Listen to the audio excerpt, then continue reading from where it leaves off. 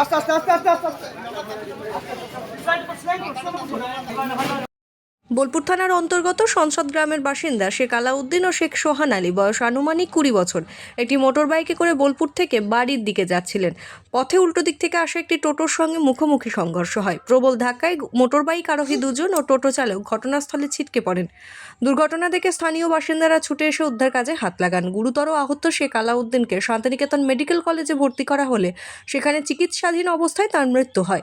অপর আহত শেখ সোহান আলী ও টোটো চালককে বোলপুর সিয়ান হাসপাতালে ভর্তি করা হয়। পরে অবস্থার অবনতি হয় শেখ সোহান আলীকে বর্ধমান মেডিকেল কলেজে রেফার করা হয়।